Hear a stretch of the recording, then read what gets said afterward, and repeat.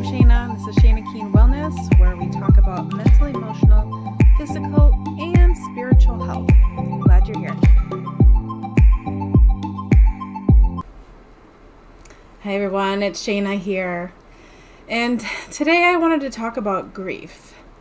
I recently lost my aunt and my dog within less than a 2-week period of time. And so this is something that I have been fully immersed in for the entire month. And I thought it would be good to talk about because grief is an emotion that we all experience in our lifetimes.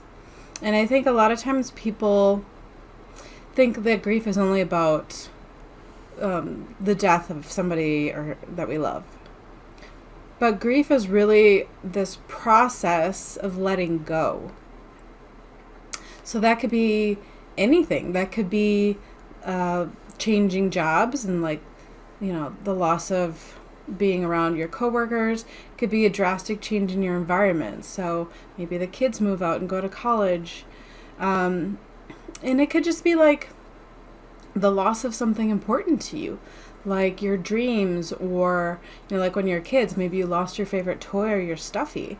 And that could be really traumatizing, and there's a lot of grief that we experience around that. So anytime that you're experiencing a great amount of loss, whether it's from a change in your life, maybe you moved, you lost something or somebody, it's really important to feel those feelings, to let them move through you. And there seems to be like a progression of intensity and frequency and other emotions intertwined. So there could be things like shame, like, oh, if only I had done this, if only I had done that. There could be some guilt, like, oh my God, it's my fault, or I shouldn't have done this, or, and there could be some anger, like, oh, how could this happen? Like, what were they thinking? Why is this happening to me? So there's just like these waves that we move through. We all do, and it's natural. But I think the key thing is to allow yourself to feel it, because you're not going to die from feeling it. Yeah, it's going to be uncomfortable. It's going to suck. There's going to be a lot of ups and downs, and who knows what's going to trigger you. It could be the smallest thing. Like, sometimes I glance over at the little dog bed next to my desk, and I remember her laying there. And that brings up a new wave. But the important thing is not to run from it. Don't suppress it. Don't hold it in. You have to let it flow. You have to let it flow. You can't hold it.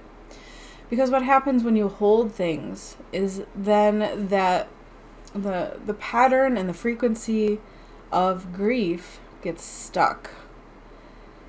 And then you'll go into perpetual sadness and depression. And we don't want to hold. We don't want to stay stuck. Okay? We want to allow ourselves to feel, to grieve, to process, to let go. The whole thing is this process of letting go. And it's okay to let yourself be triggered. You don't have to stay busy, and you don't have to distract yourself from feeling it. You don't, it's like whatever it takes for you to process the emotions and feel the, things and move through the situation is what you need to do. So for you, if that is, being around people who are really supportive, maybe find a support group, or if you have some great friends or family already, really lean on them. Let them be your support for a while. Maybe for me, I really enjoy tapping, so I'll just say all the things while tapping. And that really helps discharge emotions for me. And just allow yourself to cry, It's a normal human emotion. Just cry. There's great release for your nervous system and your body when you just allow yourself to cry. So the other thing I wanted you to know is that grief in itself and the process of letting go is linked to the lungs and the large intestines. And those really are the organs of letting go, of waste. So like when we exhale or when we go to the bathroom, we're letting go. And if you're not letting go, energetically, those organs are going to be affected, and everything that they govern, like the skin, for instance. And if you start noticing, like maybe you have asthma or like psoriasis or eczema or some other skin conditions you didn't have before, if you're constipated, if you have trouble breathing, these are all things that could be linked to not letting go and holding on to grief.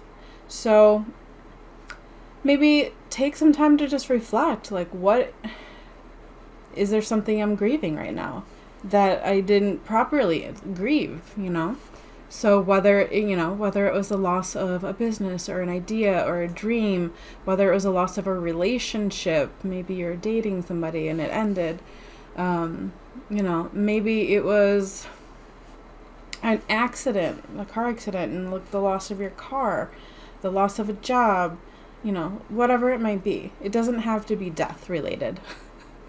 So maybe just take some time to reflect and just see if there's something that still needs to be grieved that maybe you didn't at some point in your life. So those are my thoughts for today about grief and about letting yourself process all the emotions that go along with it, letting it flow. At first it's going to be intense, it's going to be frequent, and then slowly, as you're releasing it, the waves will come less frequently and they'll be less intense. And, it might feel like your heart hurts and it's hard to breathe and like your whole world's been turned upside down. But if you just allow the process and just allow yourself to feel, you'll move through it. I promise. And breathing is so, so good, because obviously it involves the lungs and it helps release grief as well. So really breathing deep and slow and allowing the lungs to really fill up, expand, and release will be helpful as well. I wish you so much peace and health and happiness. Be well.